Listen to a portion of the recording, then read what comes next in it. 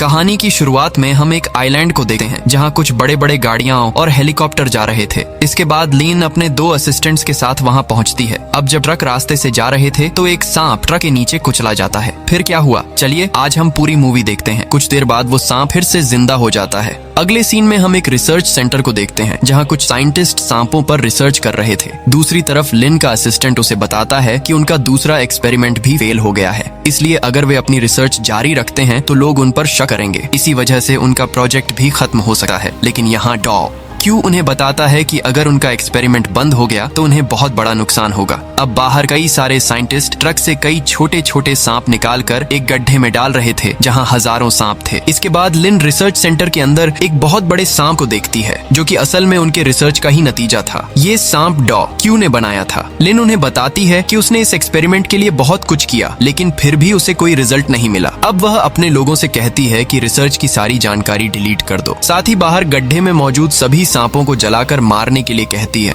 वहाँ कुछ सैनिक भी थे जो डॉ और उनकी टीम को सांपों को जलाने में मदद कर रहे थे। दूसरी तरफ लिन बड़े सांप को विदाई देती है और एक बटन प्रेस करती है। इसके कारण उस सांप के शरीर में कई सारे इंजेक्शन चढ़ जाते हैं। अचानक रिसर्च सेंटर का अलार्म बजने लगा है और वो बड़ा सांप जोर जोर से चीखने लगा है, जिसको देखकर वहाँ मौजूद बाकी सारे सांप भी चिल्लाने लगते हैं। एक समय बड़ा सांप उस कांच के चेम्बर को तोड़ने की कोशिश करता है जिसमें उसे रखा गया था। यह देखकर लिन उस सांप के चेम्बर में आग लगा देती है, लेकिन उस बड़े सांप को इससे कोई नुकसान नहीं होता। दूसरी तरफ हम छोटे सांपों को देखते हैं जो बाहर मौजूद डॉक्टर और सैनिकों पर हमला कर रहे हैं और एक एक करके उन्हें मार रहे हैं। खतरा महसूस करते हुए लिन अपने दोनों असिस्टेंट्स के साथ वहां से भाग जाती है। तभी कुछ सैनिक वहां पहुंचते हैं और सभी डॉक्टरों पर गोलियां चलाने लगते हैं। सबको मारने के बाद सैनिक वहां मौजूद सभी चीजों को नष्ट कर देते हैं। इसके बाद सैनिक धीरे धीरे आगे बढ़ते हैं और अपने सामने एक बहुत बड़े सांप को देखते हैं। तब वह बड़ा सांप पेड़ के कांच को तोड़कर बाहर निकल आता है। इसके बाद वह सारे सैनिकों को मारने लगा है और अपने शरीर में फंसी सारी शेकल्स को भी तोड़ने की कोशिश करता है। लिन अपने दोनों असिस्टेंट्स को वहां की सारी चीजें साफ करने के लिए कहती है और खुद हेलीकॉप्टर की मदद से वहां से चली जाती है। इसके बाद दोनों असिस्टेंट्स सैनिकों के साथ रिसर्च सेंटर की ओर वापस जाते हैं और तभी सारे छोटे छोटे सांप सैनिकों पर हमला करना शुरू कर देते हैं। इस वजह से कई सैनिक वहीं मारे जाते हैं। इसी बीच जब हेलीकॉप्टर लेकर जा रहे थे तब वह बड़ा सांप एक हेलीकॉप्टर पर हमला करता है और उसे नष्ट कर देता है। दूसरी तरफ असिस्टेंट्स जंगल में सैनिकों के साथ सारे छोटे छोटे सांपों को मार रहे थे, लेकिन वे जल्दी समझ जाते हैं कि इन छोटे सांपों के साथ वे अकेले नहीं लड़ पाएंगे। इसलिए दोनों असिस्टेंट्स वहां से जल्दी भागने की कोशिश करते हैं। इस बीच एक सैनिक एक आर्मी ट्रक लेकर वहां से भागने की कोशिश करता है। तभी पीछे से वह बड़ा सांप आता है। बड़ा सांप आते ही एक छोटा सांप आता है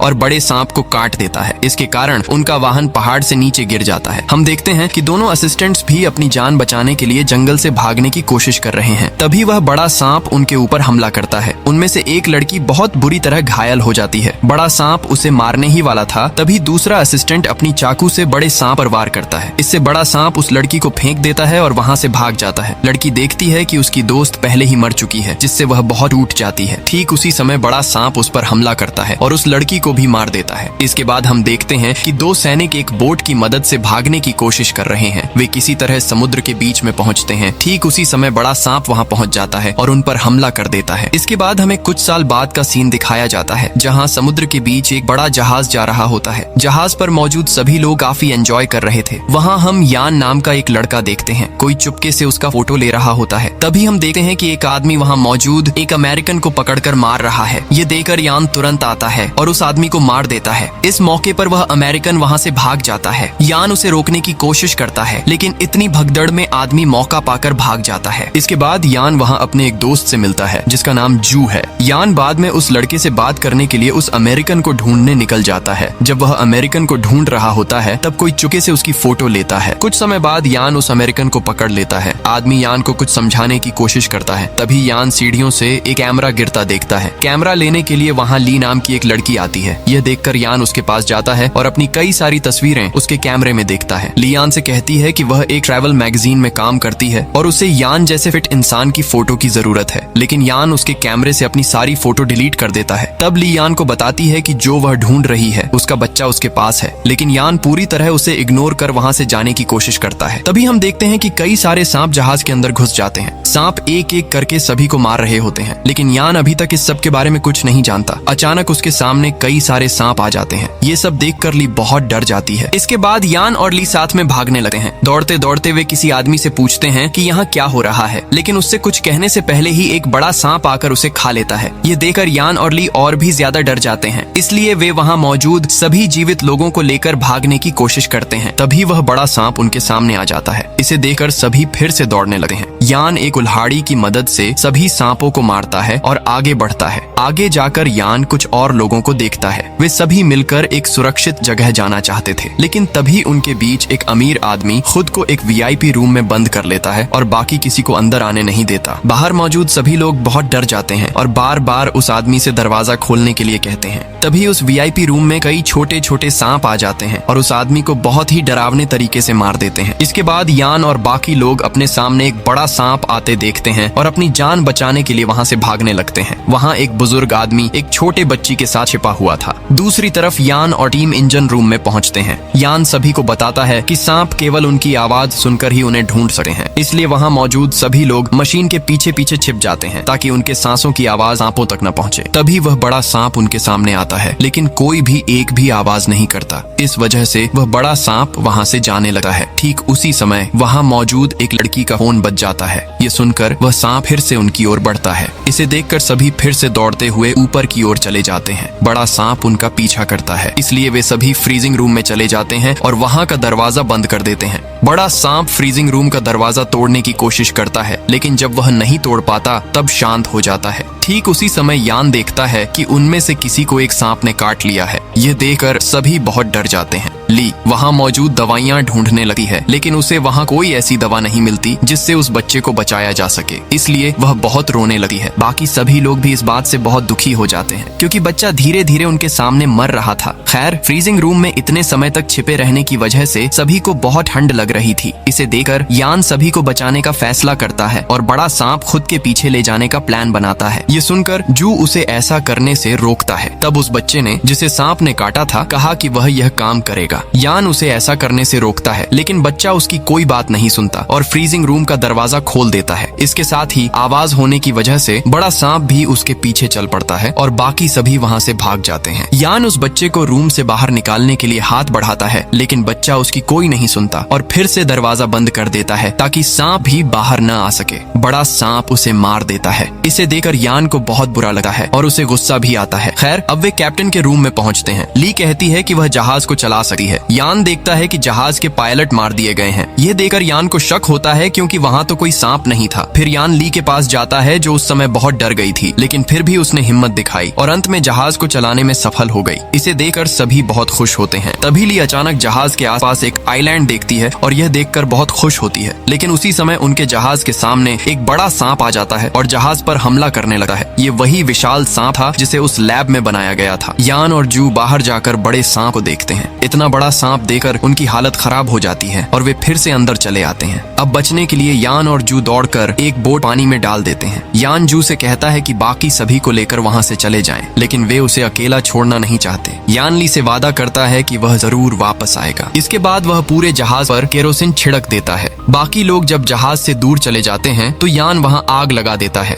इसे देखकर छोटे बोट में बैठे सभी लोग बहुत डर जाते हैं। वे यान को पुकारने लगे हैं। अपनी आंखों के सामने जहाज को इस तरह जलते और तबाह होते देख सभी लोग बहुत रोते हैं, लेकिन थोड़ी देर बाद देखा जाता है कि यान उनके बोट में पहुंच जाता है। इसे देखकर वहां मौजूद सभी लोग बहुत खुश होते हैं, लेकिन बोट में आते ही यान बेहोश हो जाता है। अगली सुबह जब उसकी होश आता है तो वह देखता है कि वे एक आइलैंड के किनारे पहुंच चुके हैं। तब वह सभी को जगा देता है। अब वे सभी वहां से आगे बढ़ने लगते हैं। तभी यान कुछ आवाजें सुनता है और सभी को इस बारे में चेतावनी देता है। चलते चलते अचानक एक लड़की गिर जाती है और उसके हाथ से खून बहने लगा है। उसी समय ये पत्थर एक क्रिएचर में बदल जाते हैं और वह क्रिएचर किसी पर हमला करता है। यह देखकर यान समझ जाता है कि ये क्रिएचर सिर्फ खून देकर ही हमला करते हैं, इसलिए वह सभी को बहुत धीरे धीरे और सावधानी से चलने के लिए कहता है। चलते चलते वे एक कैंप में पहुंचते हैं, लेकिन तब भी सभी लोग बहुत डर में थे। वहाँ वे कुछ बंदूकें और बम पाते हैं। अमेरिकन आदमी एक वॉकी टॉकी भी ढूंढ लेता है। यान वॉकी टॉकी से मदद के लिए प्रयास करता है, लेकिन उसे कोई सिग्नल नहीं मिलता। तभी वहाँ मौजूद हथियार लेकर वे आगे बढ़ने लगते हैं। कुछ दूर जाने के बाद यान को लगता है कि उनके आसपास कुछ है, इसलिए वह सभी को बहुत सावधानी से चलने के लिए कहता है। तभी उनमें से एक आदमी पानी पीते हुए ऊपर की ओर देखता है और बहुत डर जाता है क्योंकि उसने वहाँ एक विशालकाय माकड़सा देखा। डर के कारण वह तुरंत माकड़सा पर हमला करता है, जिससे माकड़सा उड़कर उस बुजुर्ग आदमी पर हमला कर देती है। इसके बाद सभी अपनी जान बचाने के लिए दौड़ते हुए भागते हैं। भागते समय वे कई बम भी ब्लास्ट करते हैं। धीरे धीरे वे रिसर्च सेंटर पहुंच जाते हैं, जिसे हमने मूवी की शुरुआत में देखा था। वहां पहुंचकर यान अंदर जाने का एक रास्ता ढूंढता है। सभी उस रास्ते से अंदर चले जाते हैं। वहां दीवारों पर सांप के जहर पर रिसर्च करने वाले कई कागज लगे हुए थे।